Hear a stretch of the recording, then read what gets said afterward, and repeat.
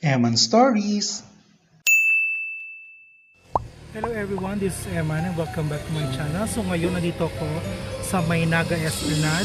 Dito lang sa Tabuco. Madali lang siyang puntahan. So ngayon maghanap akong pwedeng kainin dito. So nakasakay pala ako dito sa e-bike ko. At in-e-bike ko lang siya from sa school papunta dito.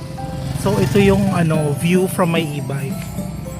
So marami pang kainan doon, mamaya lakarin natin.